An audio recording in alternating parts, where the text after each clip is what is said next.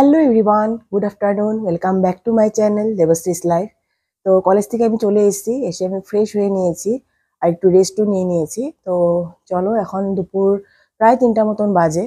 তো চলো রান্নাঘরে যাই, দেখি যে ওখানে মা কি করছে আর আজকের দুপুরের কি রান্না হলো, মানে লাঞ্চে আজকে আমাদের কি আছে। তো চলো দেখে নেওয়া যাক। এখানে ঠান্ডার দিনে বড় বড় মোটা মোটা বেগুনগুলি বড়া বানানোর জন্য কাটা হয়েছে, আর এখানে বাটির মধ্যে রাখা হয়েছে সামান্য বেসন, চালের গুঁড়ো, হলুদ, নুন আর সামান্য চিনি। তো এটা দিয়ে বেটার বানিয়ে তারপরে বেগুনের বড়াটা বানানো হবে।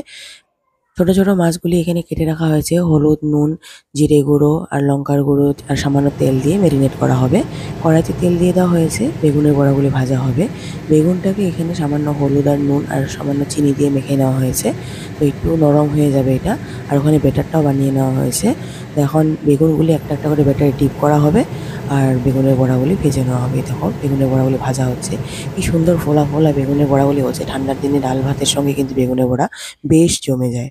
তো এবার ছোট মাছের চচ্চড়ির জন্য এখানে আলু, মূলো, বেগুন সব কেটে নিয়েছে মা, চিকন চিকন করে, মানে কচি কচি করে কেটে নিয়েছে। এরকম ঠান্ডার দিনে এরকম বড় বড় বেগুনের বড়া খেতে কিন্তু বেশ ভালো লাগে, দারুণ লাগছে। আর এখানে ভাজা হচ্ছে মাছ। দুই ধরনের মাছ আছে, একটা এরকম ছোট মাছ আর এটা হলো একটু মিডিয়াম সাইজের মাছ আর কি। এই ছোট মাছটা দিয়ে কিন্তু আজকে চচ্চড়ি রান্না করা হবে। ছোট মাছটাকে এখানে হলুদ, নুন, সামান্য জিরে গুঁড়ো, লঙ্কার গুঁড়ো আর সামান্য সর্ষের তেল দিয়ে ভালো মতন ম্যারিনেট করে রাখা হয়েছে। হলুদ, নুন, জিরে গুঁড়ো আর লঙ্কার গুঁড়ো এইসব দিয়ে।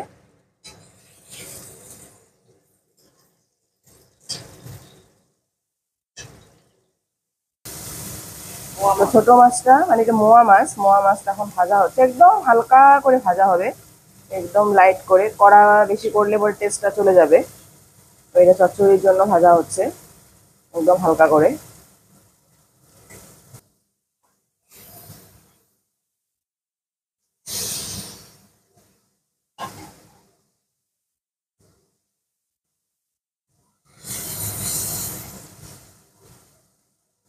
তো চচ্চড়ি বানানোর জন্য এই মাছটুকুন নরম করে ভেজে নেওয়া হয়েছে একদম হালকা করে।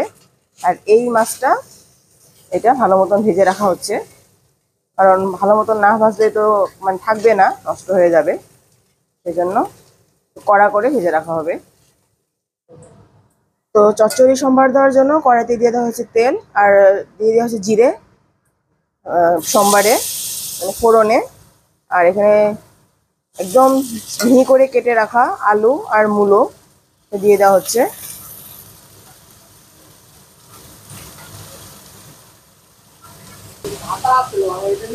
তো আলু আর মূলোটা একটু ভালো মতন ভাজা ভাজা করার পর তারপর এখানে দিয়ে দেওয়া হবে বেগুন, কুচিয়ে রাখা বেগুনটা।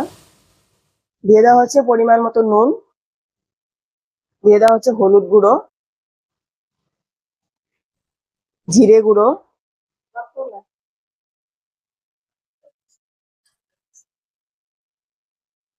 অ্যাড করে দেওয়া হচ্ছে লঙ্কার গুঁড়ো।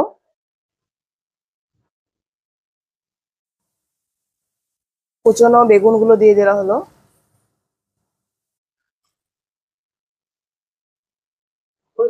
তো ফ্লেমটাকে এখন লো করে এটাকে ঢেকে দিতে হবে। চেরা কাঁচা লঙ্কা অ্যাড করা হলো। তো সিমটাকে লো করা হলো কারণ তাহলে আমাদের সবজিগুলো ভালো মতন মজে যাবে আর কি। বেগুন, আলু টালু গুলি, যেহেতু কোনো রকমের আহ নেই, জল নেই, জল ছাড়াই এটাকে ঢেকে দেওয়া হবে, জল দেওয়া হবে না। অল্প সময় এটাকে লো সিমে মজতে দেওয়া হলো। ঢাকাটা খুলে দেওয়া হয়েছে আর সব সবজি কিন্তু খুব ভালো মতন সেদ্ধ হয়ে গেছে। তো এখন মা অ্যাড করে দিচ্ছে ভাজা মাছটা, যেটা হালকা করে ভেজে রেখেছিল সেটা। তো প্রায় 10 মিনিট মতন ঢেকে রেখেছিল আর কি, লো সিমে, তাতেই সব সুন্দর মতন সেদ্ধ হয়ে গেছে সবজিগুলি। এটাতে একদম জল ইউজ করা হয় না, একদম ঝরঝরা হয়। তো সামনের পাতে ভাতের সঙ্গে খেতে কিন্তু বেশ ভালো লাগে এরকম ঝরঝরা চচ্চড়ি। আর খুব হালকা করে লাড়াচাড়া করতে হবে, কারণ নাহলে ভেঙে যাবে আর কি, গলে যাবে। তো হালকা হাতে লাড়াচাড়া করতে হবে, তাহলে এরকম ঝরঝরা থাকবে। দেখো প্রত্যেকটা সবজি কিন্তু একদম ঝরঝরা হয়ে আছে। তো এই দেখো চচ্চড়ি কিন্তু হয়ে গেছে। তো এর মা গ্যাসটার সিমটা অফ করে দিয়েছে। এই যে একদম সলসলা একদম ঝরঝরা হয়েছে, কিন্তু খেতে কিন্তু বেশ ভালো হয় এটা। ঠান্ডার দিনে বিশেষ করে মুলো টুলো থাকলে চচ্চড়িটা বেশ ভালো হয় আর কি। Good evening everyone. দুপুরের ভাত খাওয়ার পর তোমাদের সঙ্গে আর আমার কোনো রকম মানে কথা হয়নি আর কি, কারণ আমি দুপুরবেলায় লাঞ্চটা করেই আমি টিউশনে বসে গেছিলাম, আর এখন আমি টিউশন থেকে উঠলাম। আর এগুলি আমি লাগিয়েছি, মানে আমার গালের মধ্যে না ছোটো ছোটো র্যাশ উঠেছে, তো সেই জন্য আমি এখানে একটু ওষুধ লাগিয়ে রেখেছি যেন দাগটা না হয়ে যায়। কারণ আজকাল আমার মুখে কোনো দিনও কিছুই উঠেনি আজ পর্যন্ত, বাট আজকে 1 বছরের মতন হলো আমি দেখছি আর কি ছোটো ছোটো কিছু কিছু র্যাশ টাইপের উঠছে আর কি। তো যাই হোক, তোমাদের সঙ্গে বলাই হয় নাই যে আমার ভাইয়ের বিয়ে, মাসির ছেলে, আমার মাসির ছেলের বিয়ে সামনের রবিবার দিন, অর্থাৎ 17 নভেম্বর আমি যাব। তো আমি যাব, মানে গিয়ে আমি পুরো ওর ম্যারেজ সেরেমনিটা আমি পুরো কভার করব আর কি। তো তোমরাও দেখতে পাবে খুব সুন্দর সুন্দর ব্লগ আসতে চলেছে সামনের দিনে। একটু দেরি হবে হয়তো, আমি হয়তো 3-4 দিন তোমাদেরকে ব্লগ ব্লগ দিতে পারবো না, বাট একটু দেরি করে হলেও আমি কিন্তু ব্লগগুলি আপলোড করবো আর কি। কারণ আমি ওখানে থাকলে তো আমার কাছে আমি ল্যাপটপটা নিয়ে যাব না আর কি, তো সেক্ষেত্রে আমার ব্লগগুলি হয়তো দেওয়া হবে না। তো যাই হোক, আমি টুকটুক করে কিছু কিছু জিনিসপত্র আমি গুছিয়েছি আর কি, যে যেগুলি যেগুলি আমি জিনিস নিয়ে যাব আর কি। তো অল্প অল্প করে আমি মানে প্রতিদিনই আমি রাত্রেবেলায় প্রায় 10টা 12টা 11টার পরে আর কি আমি অল্প অল্প করে জামা কাপড় আমি গোছানোর চেষ্টা করেছি, কারণ একবারে করার সময় আমার কাছে নেই। আমার কাছে 3-4 ঘন্টা বা 5 ঘন্টার মতন বসে সম্পূর্ণ ভালো মতন শিথিল করে নিয়ে যাওয়াটা, ওটা আমার দ্বারা পসিবল হবে না। তো সেই জন্য আমি অল্প অল্প করে জোগাড় করেছি আর কি। তো বড় ট্রলির মধ্যে আমি নিয়েছি আর কি এরকম দুটো স্লিং ব্যাগও নিয়ে নিয়েছি। এই স্লিং ব্যাগটা তোমরা দেখতেই পেয়েছিলে। আমি ও আচ্ছা, তোমাদেরকে শেয়ার করা হয়নি স্লিং ব্যাগটা। এটা আমি স্লিং ব্যাগ একটা নিয়েছিলাম আর কি, দেখো এই যে এরকম। তো এটা কিন্তু গুচির না, তোমরা গুচি বলে ভেবো না, এটাকে গুচির না এটা। তো এই স্লিং ব্যাগটা আমি নিয়ে নিয়েছি। আর একটা এখানে এটা স্লিং ব্যাগ, এটাও এটা আমি অনেকবার ইউজ করেছি, তোমরা হয়তো আমাকে দেখেইছো এটা ইউজ করা। তো এটাও আমি নিয়ে নিয়েছি। আর তার সঙ্গে এখানে নিচে সব শাড়ি টাড়ি সব কিছু, এগুলি আমি পূজায় নেওয়া শাড়িগুলি, তো সেই শাড়িগুলি সব কিছু এখানে আছে আর কি। সব কিছুই আমি ভালো মতন গুছিয়ে নিয়েছি আর কি।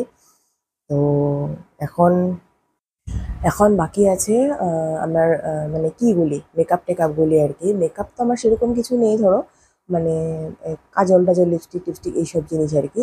ওইসব জিনিস গোছানোর বাকি আছে, ওটা দেখি পারলে আমি গতকাল মানে সামনের কাল আমি গুছিয়ে নিব। কারণ ওটা গোছাতে পারলে হয়ে গেল আর কি। আর বাকি সেরকম কিছু নেওয়ার নেই। বাকি আমি এখানে একটা শু, মানে স্যান্ডেল আর কি, হিল স্যান্ডেল আমি এখানে ভরিয়ে নিয়েছি খুব ভালো মতন প্যাকিং করে আর কি। বেশি ব্যাগ আমি করিনি, কারণ যাব আমি বাসে, বাবার সঙ্গেই যাব। তো তোমাদের সঙ্গে শেয়ার করব সেই যাওয়াগুলি ধরো।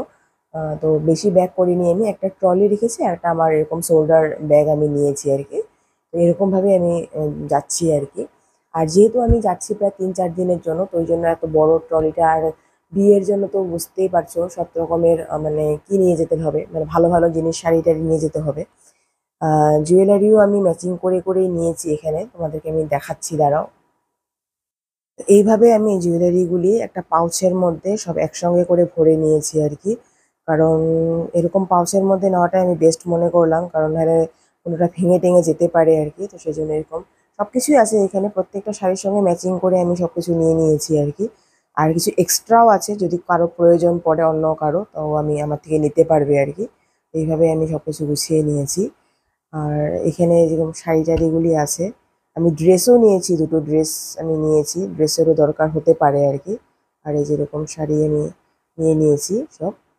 তো এগুলি আগামী দিনে যখন ব্লগগুলি আসবে তখন তোমরা দেখতেই পাবে যে কি করে কি আমি সাজবো বা কিছু করব, বা ওখানে সেরিমনিগুলি কীরকম হবে আর কি।